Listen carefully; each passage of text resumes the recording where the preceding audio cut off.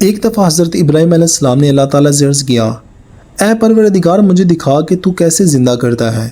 اللہ تعالیٰ نے فرمایا، اے ابراہیم کیا تجھے یقین نہیں ہے کہ میں مردوں کو زندہ کرتا ہوں؟ آپ نے عرض کیا، یقیناً تو ہے، لیکن میں چاہتا ہوں کہ میرے دل کو تسکین ہو جائے۔ اب اللہ تعالیٰ نے فرمایا کہ 4 پرندے پکڑ لے، انہیں اپنے ہاتھ سے پال تاکہ وہ تجھ سے مانوس نہ ہو سکیں، تو ان کے ٹکڑے کر ڈال، پھر ان ٹکڑوں کو ملا جلا کر 4 پہاڑوں پر رکھ دے اور ان کو بلا، وہ تیری طرف دوڑتے چلے آئیں گے۔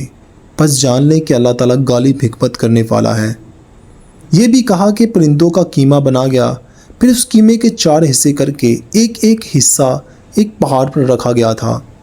اس وقت حضرت ابراہیم علیہ السلام نے ان کو ایک ایک بلایا تو وہ باری باری زندہ ہو کر آپ کے پاس آتے چلے گئے۔ اس بارے میں روایت میں آتا ہے کہ وہ پرندے بھی مختلف تھے، ان میں ایک مور تھا، ایک مرغ تھا، ایک کبوتر اور ایک کوا تھا۔ اس زمانے میں آپ کی قوم کا ہر سال ایک میلہ لگتا تھا، سب لوگ اس میں شرکت کے لیے شہر سے باہر جایا کرتے تھے۔ میلہ لگنے کا وقت آیا تو سب جانے لگے، آپ سے بھی کہا گیا مگر آپ ساتھ چلنے کے لیے راضی نہ ہوئے اور انکار کر دیا۔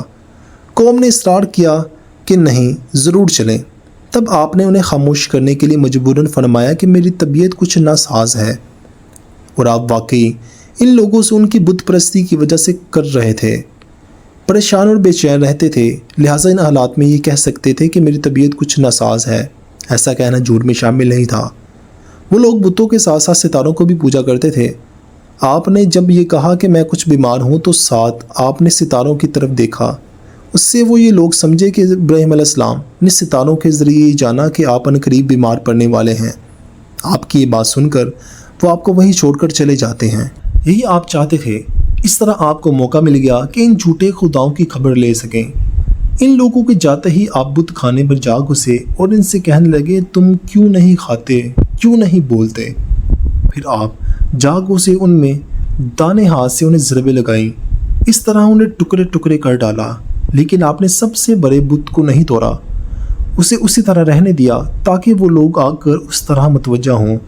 پھر جب قوم کے لوگ واپس آئے تو انہوں نے اپنے بتوں کو ٹکڑے ٹکڑے پایا، ان کی حالت دیکھ کر کہنے لگے، یہ ناشائستہ حرکت، یہ گستاخی ہماری دیویوں اور دیوتاؤں کے ساتھ کس شخص نے کی ہے؟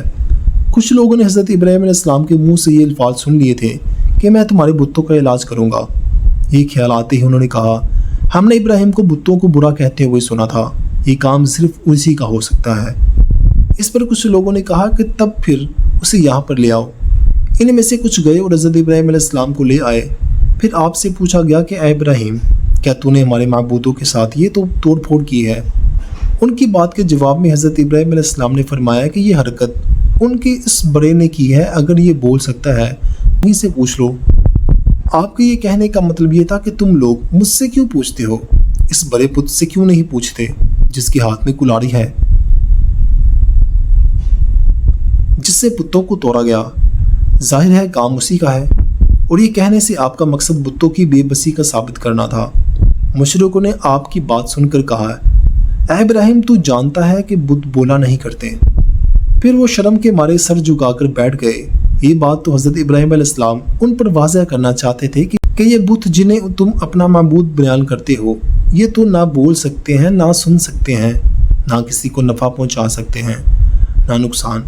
چنانچہ آپ نے اسے فرمایا کہ کیا تم خدا کو چھوڑ کر ایسوں کی عبادت کرتے ہو جو نہ تمہیں کچھ نقصان پہنچا سکتے ہیں نہ نفع تم پر اور ان پر جن کو تم خدا کے سوا پوچھتے ہو؟ کیا تم اتنی سی بات بھی نہیں سمجھتے؟ اس قدر واضح بات بھی وہ نہ سمجھ سکے، ان کے دلوں پر فکر لگ چکی تھی۔ بت پرستی سے باز آنے کی بجائے الٹا وہ حضرت ابراہیم علیہ السلام کو تکلیف پہنچانے کی تدبیریں سوچنے لگے۔ ادھر اس وقت کے بادشاہ کو بھی حضرت ابراہیم علیہ السلام کے بارے میں یہ سب باتیں معلوم ہو چکی تھیں۔ وہ اپنی بادشاہت کے لیے فکر مند ہو جاتا ہے، اس لیے کہ وہ ان کے مشرکوں کا ساتھ دینے کے لیے تیار ہو گیا۔ اس کی وجہ یہ تھی کہ نجومی اسے پہلے ہی خبردار کر چکے تھے کہ ایک بچہ پیدا ہوگا جو تیری حکومت کو تباہ کر دے گا۔ وہ بہت خوف زدہ تھا، چنانچہ اس نے حکم دیا کہ ابراہیم کو میرے سامنے حاضر کرو۔